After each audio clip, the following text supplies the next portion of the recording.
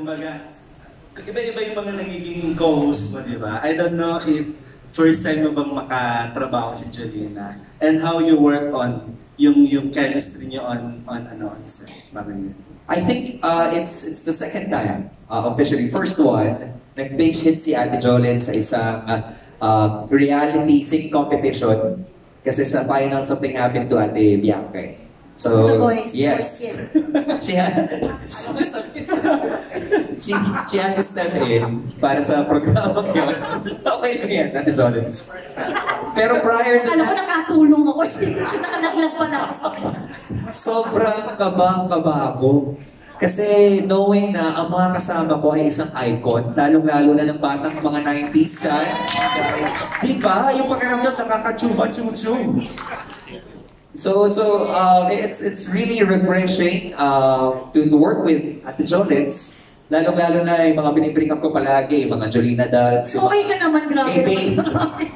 Marvin Agustin. Uy, okay. And so much more. So much more. So, it's a refreshing collaboration, I would have to say. Ang sarap kasama ang katrabaho niya. Ay, salamat. Any words from Jolens? Kasi baka kasi hindi kayo maniwala, pero gusto ko rin talaga maka-work si Robbie. Dahil, pag pinapanood ko siya, hindi kasi baka sabihin nagbabuluhan tayo dito, pero yung totoo talaga, kahit na pinapanood ko pa lang si Robbie, alam ko na nararamdaman ko as a viewer na hindi lang siya nag-host, parang partnership yung kanya pag may ka-host siya. So, gusto ko yung mga ganong katrabaho. And naramdaman ko yon nung nag-ano nga tayo, yung dating show na. Hindi ko nasasabihin ulit, ano? So, yung tapos ito talaga, kasi yung mga kwentuhan din namin in between, yun yung mas feeling ko nagpapakilala pa sa akin more kay Robbie as a real person. I mean, yung talagang personalidad niya.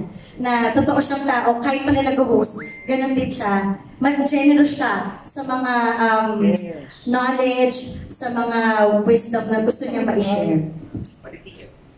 The best, pati TF, kasi nga highest paid. Highest paid. Not just premiere, di ba? Pero highest paid. Grabe naman, baka maniwala.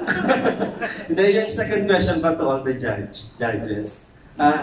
Tanong ko lang kasi parang lahat kayo, except Sir Gary, lahat kayo parang fruit ng ng contest, di ba? Mga contesero, di ba? Parang,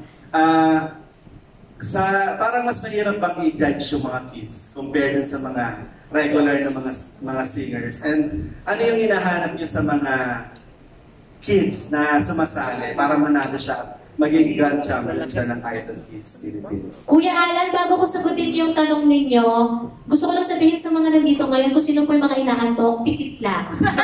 Huwag mo naman. Okay! Malamig kasi. Malamig ka, kuya. Oo. Di ba, isa na iya, sila magagano sila. Kaya sinabi ko na, pikit lang po. Ang sa boses mo palang hindi na nakakaantok. Okay lang po kami. Sagutin mo na yung tanong. Seryoso, Kuya Alan, medyo mahirap talaga. Paano ko ba i-explain? Siguro yung tamang explanation kung paano mo ibibigay sa bawat contestants. And sobrang swerte ko din po kasi katabi ko si Sir Gary V eh. So kapag mga Inglesera yung mga contestants, Sir Gary, ikaw na dyan. Ando na ako. Hindi kasi yung mga ibang hopefuls galing sa Cebu. So, mas gusto nila na English or Cebuano. Eh, nandito naman si JK at saka si Regine that can help out with that. But sometimes I want in English, kaya tinutulungan ko si Yes. minsan. Tapos, after ng taping namin, 2-5 lang ang sinisinasabi ng Sir Gary. Pwede na. Kasi dapat medyo mas... Pero okay lang. Okay. Pero nakakatuwa kasi sa dinami-dami po ng mga bata, talagang magagaling sila. Ang babata pa nila, kasi ako nag-upisa po akong natutong kumanta parang 6 years old. Pero dito sa Idol Kids Philippines, may 4 years old, 5 years old. At ramdam na namin sa kanila na buong-buo talaga sa puso nila na gusto nilang maging singer. And yung tanong niyo naman po kung ano po yung hinahanap ko bilang isang judge po dito sa Idol Kids. siguro yung batang kahit alam niyang hindi ganun kadali abutin yung pangarap niya, hindi siya titigil. Mararamdaman mo kasi yun sa bawat performances nila. Kapag, itong batang to talagang may mga bata kasi na may gusto lang patunayan, pero iba kasi yung mga bata na may gustong maabot. So, feeling ko yun po yung hinahanap ko bilang judge. Let's go to JK.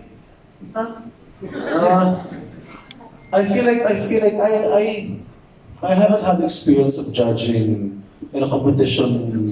I actually haven't had experience judging in general. This is the first time. But I can imagine judging adults, but it would be much easier.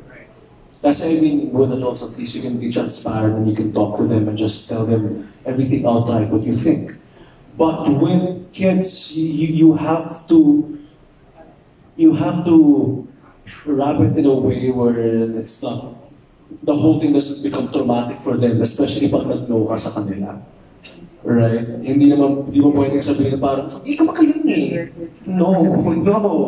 Wala na. Doon na sa psychology, hindi na sa psychology room yun. So, I can imagine na much easier with adult. And like what Tito Gary said earlier, it's really hard.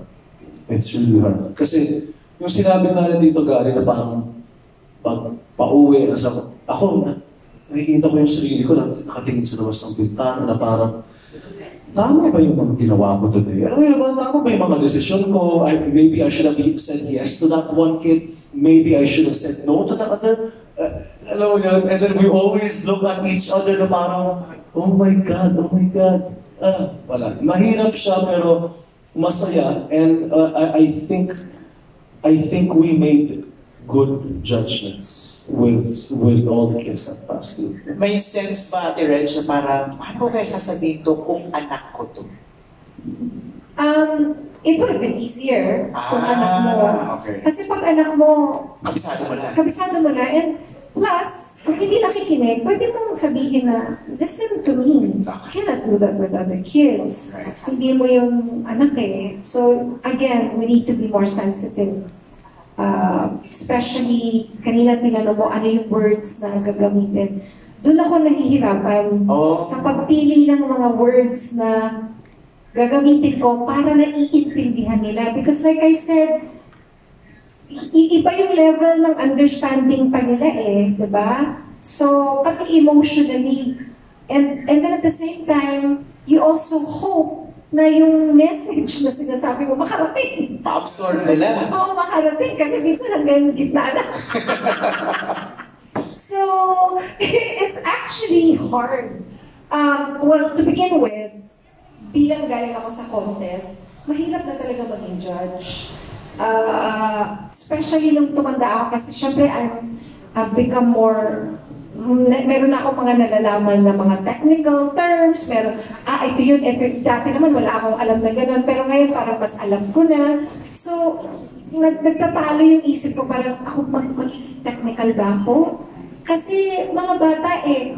And I have this urge, or syempre concerned ka rin you want them to learn, gusto mong i-correct, but how do you correct them without making them feel na really ito yung ganon.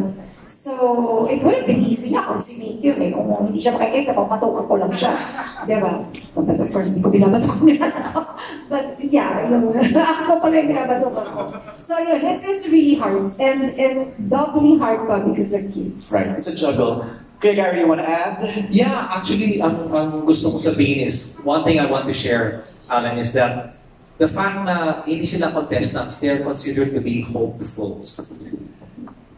Meron kaming mga kilalang mga singers na hindi nanalo sa mga ibang singing contests, pero where they are today. Diba? Parang they became champions also. So naniniwala ako na kahit na nag-know kami sa ilan sa mga batang sumali, alam ko na maybe this is just a stepping stone. A stepping stone meaning it's a step higher, hanggang doon muna sila. Then the next contest they join, it's another step higher. They may not win, but they're going upward.